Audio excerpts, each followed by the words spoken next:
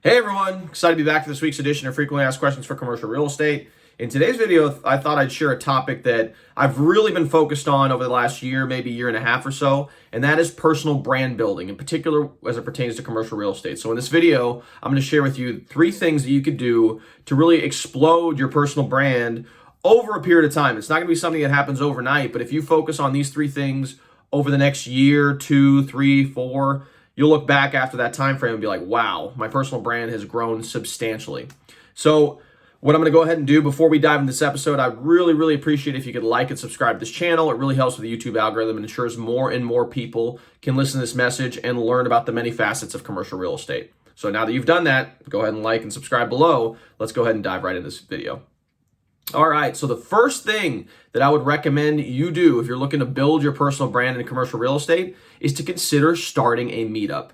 Back in early 2019, one of my good buddies and I, we started a real estate meetup here in Louisville, Kentucky. And since then, it has grown substantially. And before the pandemic hit, we were getting between 80 to 100 people showing up on a regular basis to engage with other like-minded individuals and then learn from the speakers that we were able to pull into the meetup.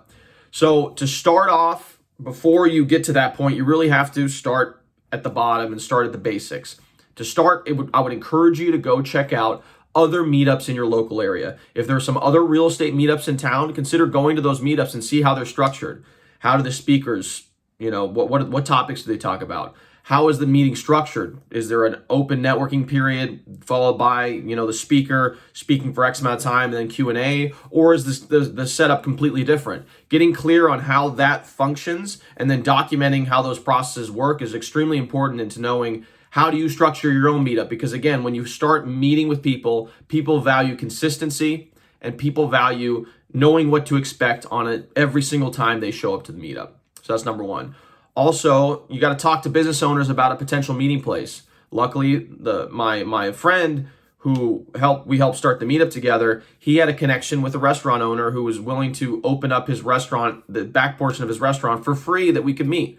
And now that the pandemic's starting to wind down a bit, I almost can guarantee you that there's a lot of business owners out there that would be thrilled to have, 10, 15, 20 people showing up at their restaurant or retail space, in particular if they're going to be buying something from that particular restaurant or retail business. So consider reaching out to business owners and seeing if you could be meeting at their location in order to house your meetup.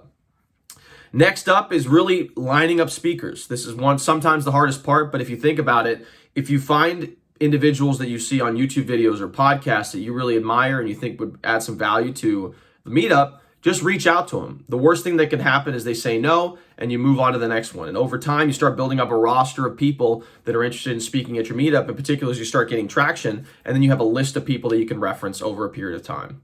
And then finally, be consistent. It's great to be able to have your first meetup and be excited about it, but in reality, your first meetup's probably not going to be that great. I mean, our first meetup, I think we had about 10 people show up, or maybe 10 or 15 people. So it wasn't a significant amount of people. And at the time, we were like, wow, we put on all this effort and we only got, 10 or 15 people to show up. But what happened was we consistently provided great content. We consistently made sure that the format of the meetup was uniform over time, and it slowly built up. Next month we had 20 people. The next month we had 25. The next month we had 30. And then over time it grew to a sizable amount of people showing up to our meetup on a regular basis. But that required consistency and making sure that the speakers that we pulled in were phenomenal. So that's what we did. Hopefully that helps you on your journey as you're looking to potentially start a meetup to help build your personal brand. So now that we've gone over meetups, the number 2 thing you can do to build your personal brand is to consider starting a YouTube channel. Like you're watching this video right now on YouTube. It is a phenomenal platform in order to build your personal brand. And actually, YouTube is the number 2 search engine in the world behind Google. So when people search for content, in particular how-to content, it is probably one of the first places they go to. That's what happens to me if I type in how to do something. One of the first places I go to is through YouTube. So if you're in a commercial real estate setting, whether you're a broker, developer, in construction space, or even an investor, considering a YouTube presence is extremely important.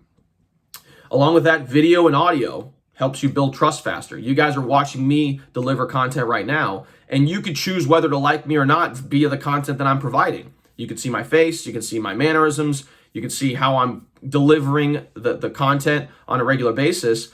And you could say, well, I like this guy, or I trust this guy. Or you could say, I hate this guy. This doesn't resonate with me at all. But that's all done through me in this video. And I personally may have never met you in my entire life, and you may have never met me. But the next time we see each other, or if we do see each other in the future, you would automatically know who I am just through watching these videos. And the same thing applies to your business. If you're considering doing something like that, it's a great way to get that connection point with someone, even though you don't personally know them.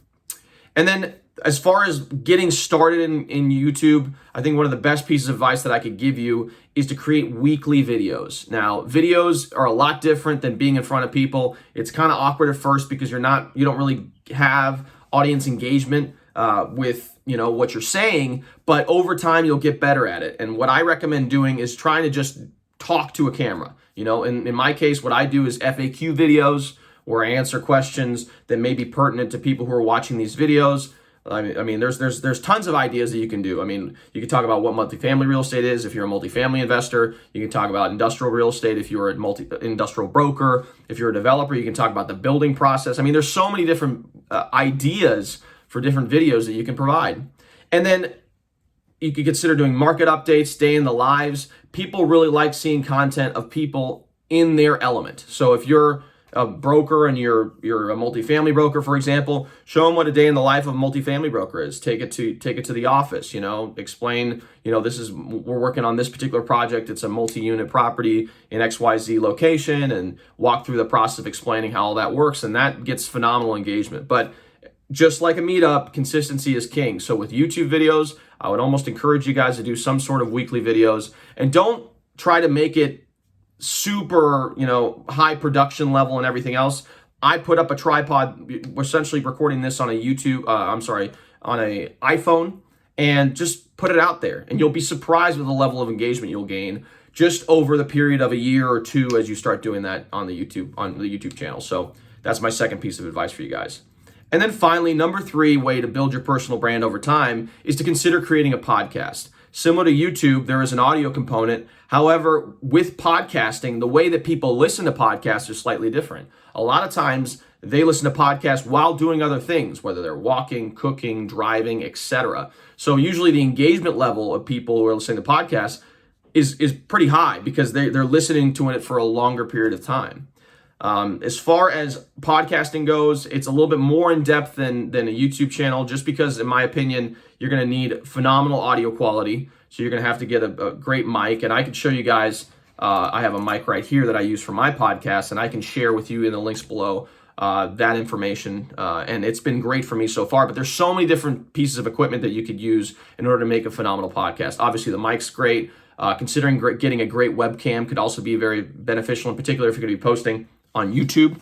So those are some of the pieces of advice that I'd share with you. And then just before you even start making a podcast, you got to determine what your topic is. In my case, I started with one of my good friends and business partners. We started a podcast called the Commercial Real Estate Academy podcast, where we try to simplify the commercial real estate industry for the masses. And we invite speakers from all different parts of commercial real estate, whether that's industrial, multifamily, land development. We're having one of our guests is going to be adaptive reuse for old buildings and turning them into something new. So really all things related to commercial real estate is what our podcast is about. Maybe you're looking to start a podcast about passive investing for people who are interested in buying retail investments or multifamily investments, etc. So really you tailor the topic of your podcast to fit the audience you're trying to attract. And over time, you'll start to build engagement that way.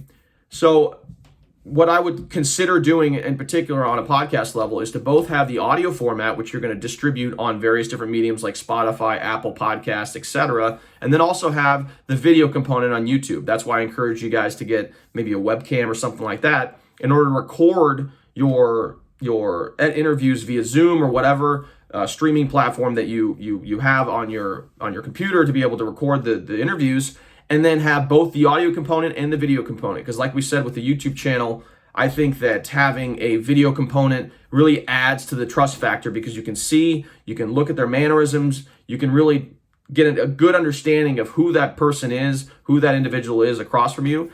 And again, it helps build that trust over time, which is what personal branding is all about. So I hope you gained some value from this video. I know it was a long video, but I think personal branding in any career field that you do is extremely important, and having the ideas in place and then implementing those ideas into whatever you're trying to do is extremely important. So hope you gained some value from this video. If you like this channel, again, like and subscribe. I really do appreciate it. Again, it helps spread the message and make sure that more and more people can actually implement these types of tactics into their lives and their businesses. If you're in the Louisville market and you're looking to buy, sell, or lease commercial property, please feel free to reach out to me. I'm a commercial real estate agent in town. I'd be happy to help you along your search. Again, my number is 502-536-7315, or you can reach me via email at Raphael@grisantigroup.com. So thanks again for tuning in, and we'll see you guys next time.